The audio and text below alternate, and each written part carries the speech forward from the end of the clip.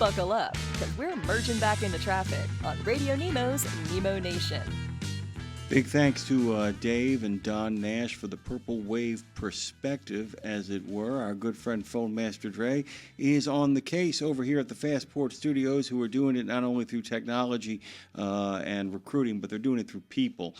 Big thanks to them for making this studio possible here at the historic Degas House. Our next guest, by the way, as with his other series, The Aviators, is the driving force behind the RVers, also serving as that show's executive producer and director.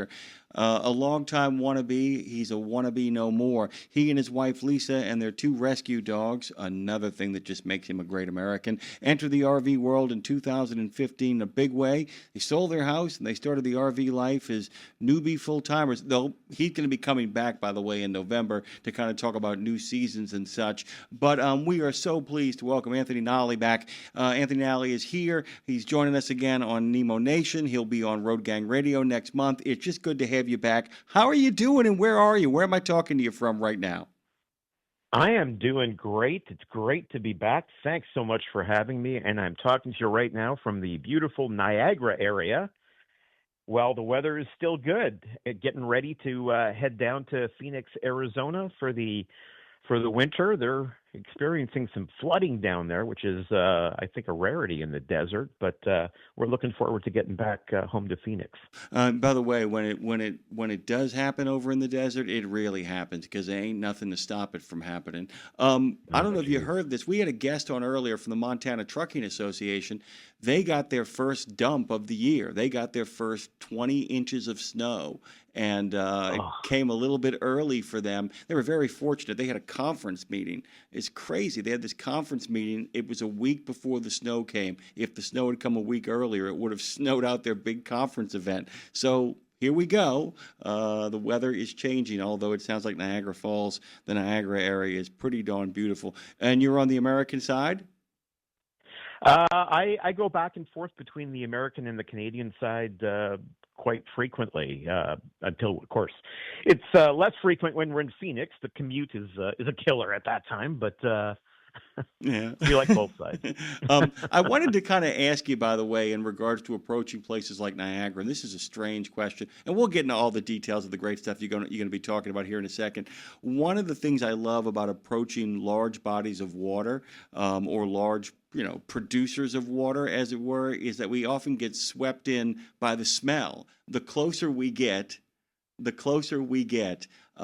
more we become aware of it. The world gets a little cooler. The air seems a little lighter, despite the fact that there's more humidity in it. I mean, what's it like when you kind of approach that area of the world?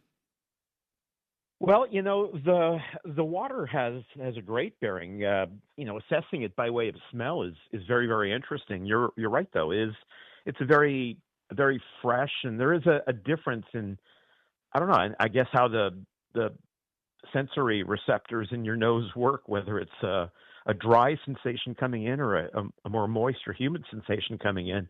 But I'll tell you, the one thing that I think we notice most as we're sort of nearing any big bodies of water is really water is the source of weather a lot of the time. So it starts getting windy and starts getting overcast and cloudy. Maybe you start running into precipitation. Just as you go north in the spring particularly, it really starts to get gray and you start to get a little depressed as to why the heck did we leave the south? But you give it a couple of months after the spring and the colors are beautiful, green. And now at this time of year, it's all turning into the beautiful fall colors. Yeah, it's the peepers. It brings out the peeper in you. They call those folks leaf peepers, and I've always said that the upstate New York, certain sections of New England, and the drive between Franklin, Tennessee, all the way to Chattanooga, it's like literally you understand where fall colors come from. I mean, you get to those places and it's kind of remarkable. Sorry, I just had to kind of go on that little kind of side tour. You've got so much going on right now, and I want to point people towards the RVers. That's RVERS.TV. You can find them on Facebook at the RVers TV and on the Tube of You at the the RVers TV as well. All those places are kind of happening. But I wanted to talk, I know you did too, about your Destination America. And I wanted you to kind of give people a sense of what that's all about, and what's going on there, because we'll get to the other stuff later on. You'll be back here again. But tell us what's going on with Destination America. Well, season 6 premiered at the end of 2024, and we do have a couple of reruns that occur on Destination America, one in the spring and one in the fall, and we're right in the midst of our fall airing on Destination America right now. So the first episode of season 6 aired yesterday morning, so if you didn't DVR it, I think you missed it, but, we got 5 more weeks on Destination America that you can catch. And, all the episodes and segments are independent, but we do like to start off with a bang and finish off with a bang. So not that the ones in the middle are a bit of a dip, but, anything that you do, whether it's a movie or a concert, they start off with a bang, they finish off with a bang, and then the rest of the stuff they put in the middle with a lot of variation to keep it moving and dynamic and fluid and interesting, but there's still plenty more to come. And of course, like you said, we'll be talking next month about the new season, which will be coming November 25th on Discovery Channel. The other thing is, too, and by the way, I always kind of think about how you open and close. I keep thinking about the Beatles' Abbey Road. You want to begin with Come Together and end with the end. Her Majesty, actually, if we're getting really technical about it. But you really do. I mean, a lot of great things can happen in between and often do, but you just want to kind of, make a great entrance and then make a great exit. Talk a little bit about some of those episodes on the Encore. If people actually tune in, what they're going to be seeing, what Destination America is. Give them a sense of it. Well, Destination America it's in the Discovery family of networks, and it's a travel-oriented network, and specifically traveling within the U.S. And, you talked about the different regions and, driving from one part to another part, and it gets a little bit gray. But, conversely, whether you're in a big truck or an RV, we have the good fortune to see every single part of this beautiful country. And that's the great thing. I mean, even in Arizona, where I spend a lot of my time, you go up to the northern part of the state, you've got Flagstaff, you got mountains and hills, and you got the Grand Canyon, you got all kinds of great scenery. You can go skiing, and then you drive 3 hours down the street, and you're wearing shorts and sandals. I mean, it's just absolutely incredible. And that kind of travel is what we want to try and capture more and more on the show. I mean, we're going into what's airing right now on Destination America is season 6, and immediately following that on Discovery will be season 7. So we've got a good few seasons under our belt here, and we've covered kind of everything from soup to nuts. I mean, we watched the RV geeks replace an air conditioner just to show you that it's a big job, but it's something that you can do. You get the right tools and pull out a nice brew and get ready to go and plan your afternoon, and maybe you can install an AC. I'm not really that guy. I'm more the guy who hires someone to install an AC so that they don't have to undo all the stuff that I screwed up before they can get to their work. But hey, to each his own, and you have to learn to be handy in an RV if you want to keep it moving expeditiously. But yeah, the first several seasons we tried to cover a lot of things, and more people were telling us that they want to see people, they want to see more rigs. I'll tell you, you pull into any RV park or you go any place with an RV that's halfway interesting looking, and everybody wants to catch a look at it because they want to get ideas for their own RV or maybe their next RV. So there's a lot of, I don't think it's coveting. I don't think it's RV envy. I think it's just mutual admiration. Yeah, I like that. Everybody wants to take a look at it.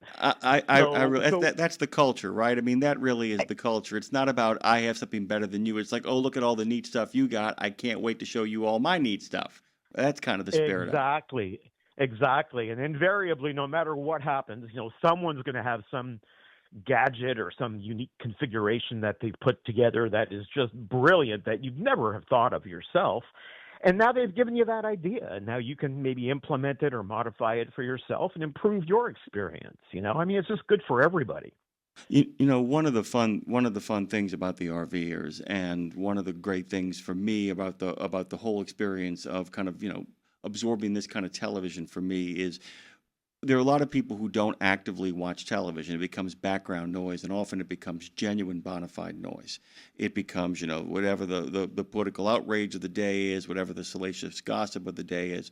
And it's just nice to know that there is a locale where I can go and every once in a while remind myself that I want to go, that I want to get out there, and I want to actually be a part of the space too. I can't tell you the number of times I've spent a Sunday afternoon, Sunday evening, kind of going through that content and going like, good God Almighty, what am I doing here? Why am I at home? Why don't I get out there?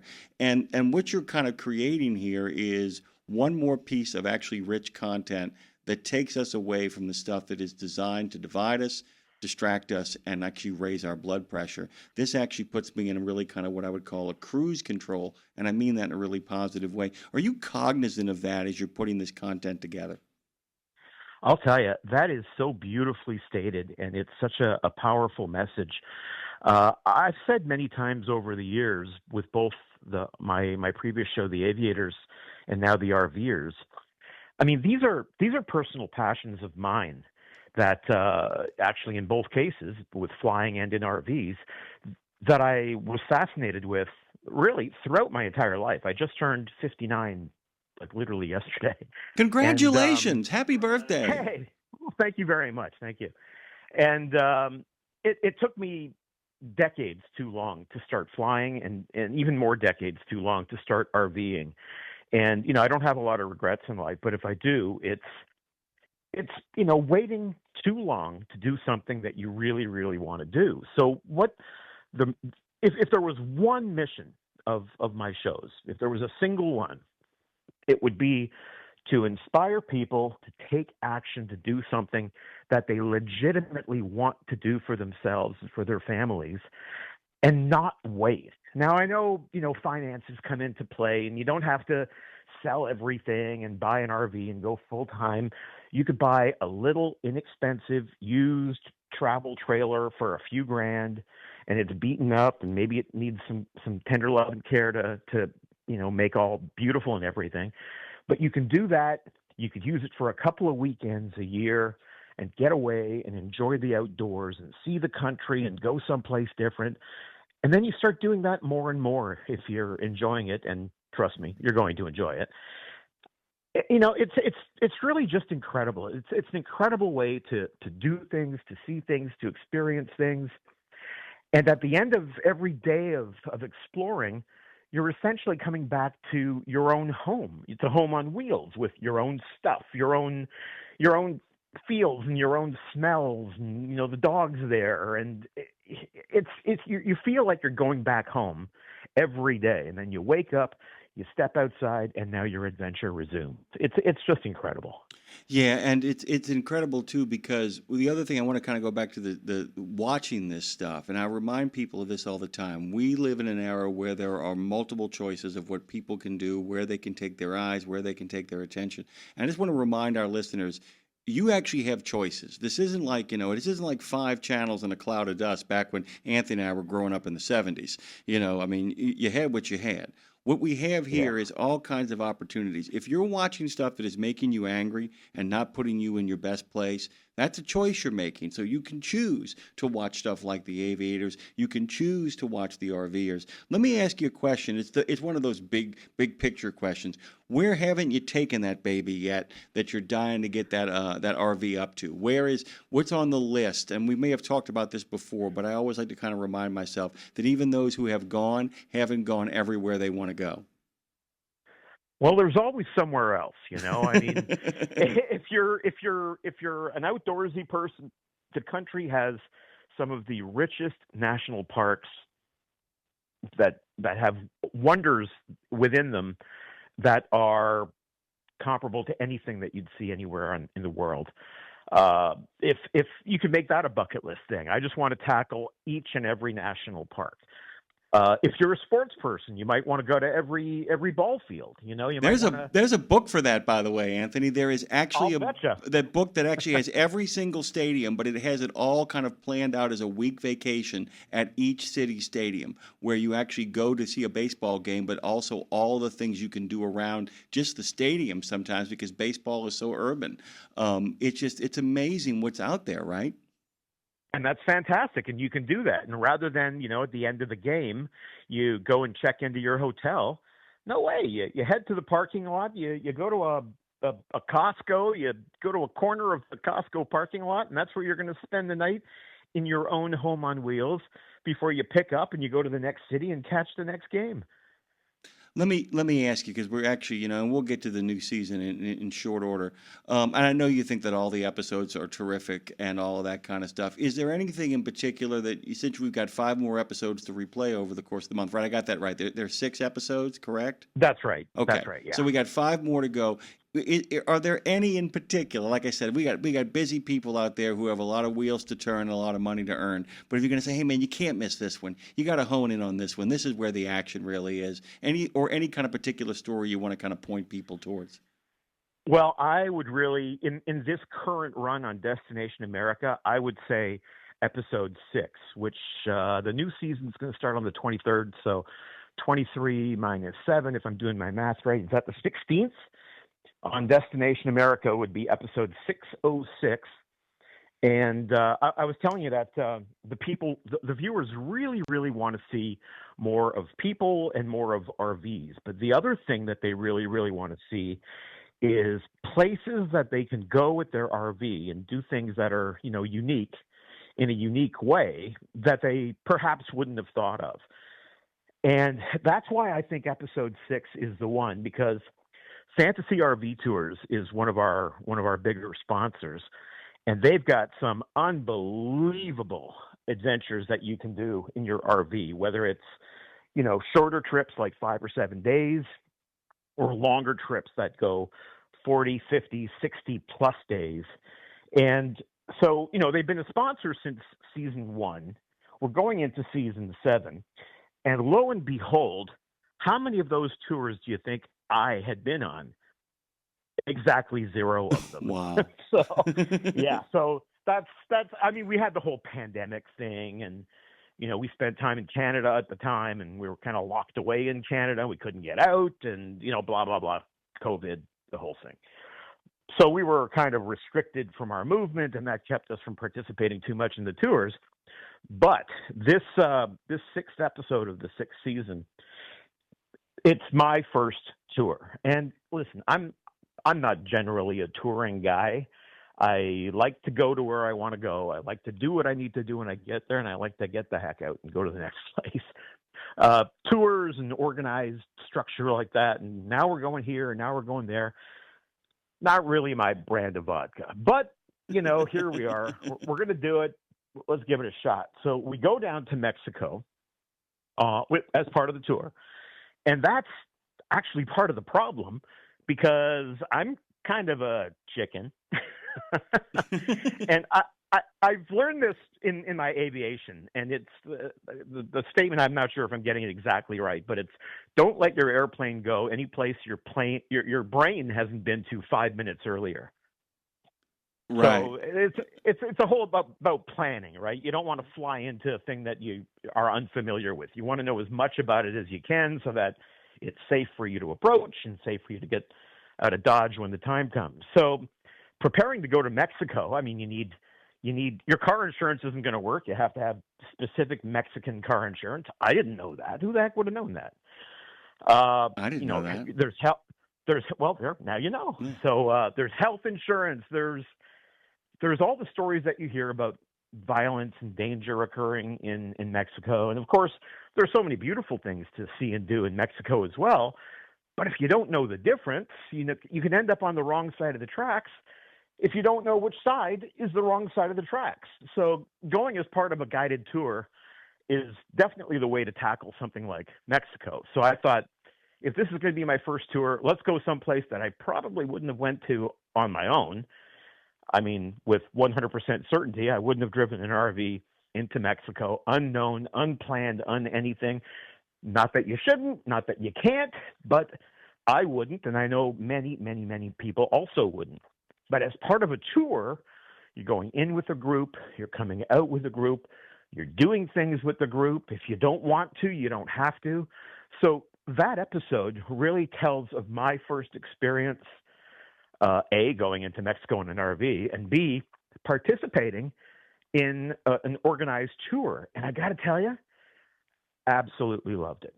Absolutely loved it. What we did, where we went, what we saw was all just incredible. One person that we interviewed on the tour, on the show, said that the thing that they like best about it is you write your check to the tour company, to Fantasy RV Tours, and then you turn off your brain. You just enjoy it. You just have fun. There's no stress. There's no pressure. It's just fun. And you get to meet other RVers, similar-minded, all with similar goals, and you meet new friends on every single tour. And it's just fascinating. And the tour aspect and this travel aspect has been so popular that in season 7, coming up to season 7 next month on Discovery, not only do we have one episode covering travel, but we have 3, because the trip is a massive, massive trip to the Canadian Maritime Provinces. It was one of the 43 or 45-day tours, and we sent 2 members of our cast there who actually newer members of our cast. We'll talk about them too. And they enjoyed the tour. It was a bucket list experience, and they filmed so many great experiences that the story just wanted to keep telling itself. We weren't going to cut it off. So we have 3 episodes coming up in season 7 where if you aren't familiar with RV touring, by the end of it, you'll feel like you've been on one. It's one of those things too. This is why you got to get, if you guys are thinking about getting this adventure started in your life, you got to get started now, because I have a feeling that when you actually went on that tour, it's like love at first sight. Where have you been all my life? You know, it's one of those things you kind of, well, I'm telling you, I mean, there are just moments where, you know, my wife and I have been on vacation to different places and kind of stumbled into something, just kind of signed up for something, thought we'd take a shot. Well, I'll give you the dumbest kind of version of it. We actually signed up for a punk rock tour in Shoreditch in England and just got a tour from this like old punk rocker who toured all of that, and we couldn't believe, like, where has this guy been all of our life? And sometimes there are just things that if you leave yourself open for what's possible when you're out there on the road, there's no telling what new adventure you can kind of discover. The final question, because we're running out of time here, and by the way, thank you for staying on longer than you were actually scheduled to. I just have been enjoying this conversation with Anthony Nalli so much. Are you still getting time to hit those drums? I would be remiss if I didn't ask the question. I mean, it must be tough with all the kind of work you're doing to both kind of stay functional on the road, keep the show being produced. Are you finding any time to play on the drum all day?